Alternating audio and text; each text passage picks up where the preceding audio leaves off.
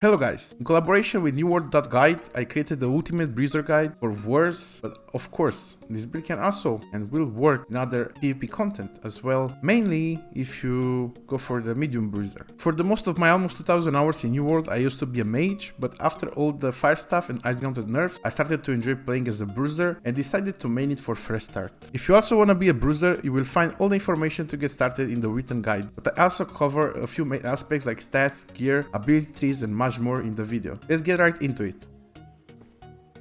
Alright, so our main goal is to get 300 strength and 200 con. Have one on medium and one on heavy.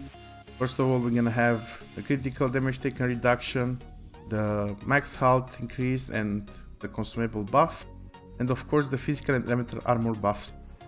For the strength, we get all the nice parts, but obviously we really want to have grit. Grit will be explained in the written guide a bit more in depth, but it is very powerful. For the gear, you either want to go for heavy or a medium load.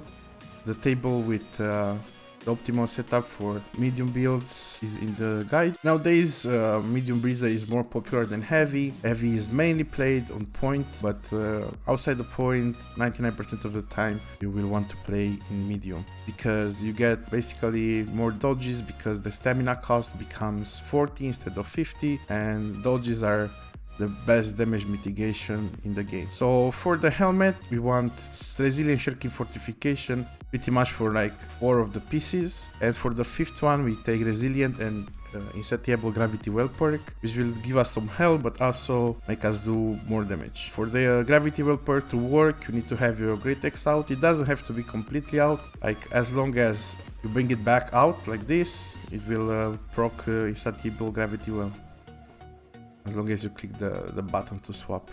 For the jewelry, we really want health and stamina recovery for the amulet, invigorated punishment and hearty for the ring, and for the earring, either Doom's Chains, but also the recent cleansing potion nerfs, like the cooldown is way higher. Refreshing toast and purifying toast can also be great. For the great act, you want refreshing move and thwarting strike, and for the hammer, you want thundering shockwave and killing powered or thwarting strikes, something like this. So this is for the gear. Abilities.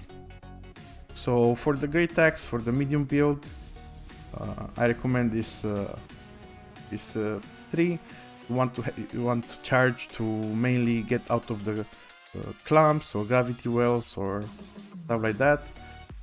It takes a bit of practice to like be able to use it properly because it can be body blocked, so you have to practice a bit with it.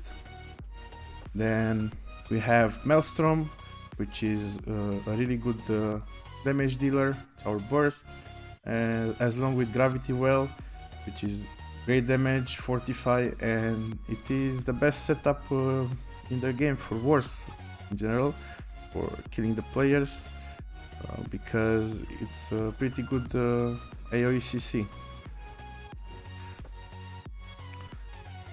The passives are self-explanatory, and that's it for great axe. For the Warhammer, we want Shockwave. It's one of the best CCs in the games as well, because you stagger and also stun, and stun is the best CC for 2 seconds, and also apply rend with thundering shockwave. Path of Destiny, this is for us to get a bit of healing and cooldown reduction for our shockwave.